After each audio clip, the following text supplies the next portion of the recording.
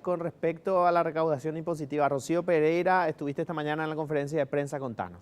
Y la viceministra de Tributación informó que ellos tuvieron que realizar desembolsos en concepto de créditos fiscales, que ustedes sabrán, todo responde toda a leyes de incentivos justamente para las empresas que hacen exportaciones, que realizan todo tipo de operaciones que batieron todos los récords. Dicen ellos que tuvieron que devolver alrededor de 25 millones de dólares.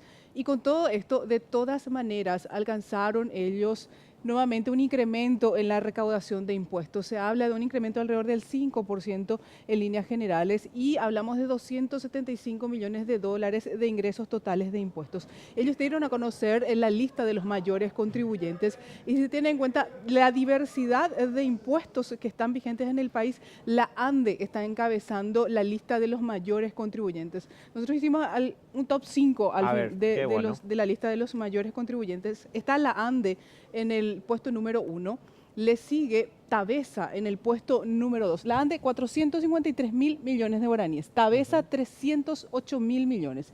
Itaú está en tercer lugar con 244 mil millones. Cervepar, 222 mil millones. Y Banco Continental con 185 mil millones. Luego hay otra clasificación de contribuyentes que solamente tiene en cuenta el impuesto a la renta personal. Y allí Cervepar está número 1, con 153 mil millones de guaraníes. Le sigue Itaú, 127 mil millones, Agrosilo Santa Catalina, 62 mil millones, Retail SA, 48 mil millones, Petrobras, 45 mil millones. Hablamos acá de los 500 mayores contribuyentes del país y explicaba a Víctor Gómez de la Fuente que el sector financiero nuevamente está en la punta. Sí, son casi repetidos desde el año prácticamente 2015, lo mismo. ¿verdad? Sí. Vamos a escuchar parte de lo que explica Víctor Gómez de la Fuente con respecto a los incrementos que estuvieron teniendo de acuerdo a los sectores en los últimos meses en el país. Vemos que si miramos en el ítem 6, la venta de vehículos automotores, tuvo un incremento en contribución al fisco del 47.6%.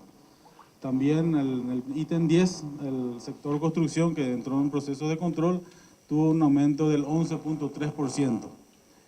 Pero mirando a grandes rasgos, vemos que sigue el sector financiero en el primer lugar, con en aporte, en contribución al fisco, que tuvo una variación, si bien no fue igual a la del ejercicio anterior, pero sí una variación positiva de 5.7%.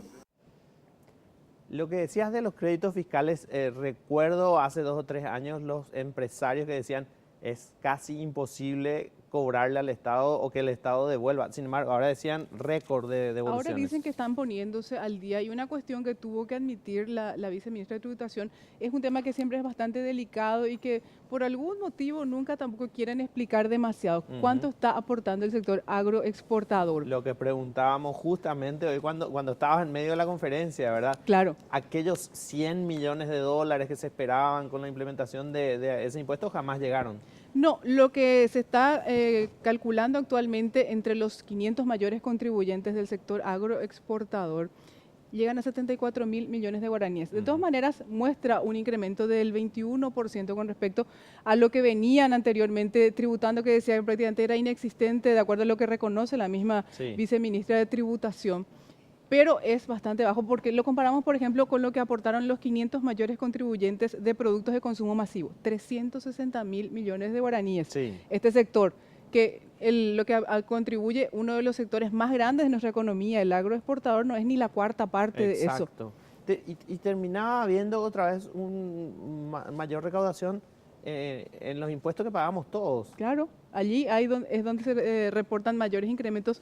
Y escuchemos lo que explica la viceministra de Tributación, que también tiene que reconocer, o se ve obligada a reconocer, que no tienen un cálculo de cuánto es el peso del aporte del sector agroexportador en el grueso de los impuestos que ingresan al país. Este sector no pagaba nada prácticamente de impuestos porque recién empezó a regir desde el año 2014, el 1 de enero del 2014, que entra la ley 5061, y a partir de allí nosotros les habíamos presentado a ustedes unos análisis muy completos que prueban de que creció sustancialmente entre el doble y casi el triple la contribución fiscal si miramos los 3 o 4 últimos años, ¿verdad?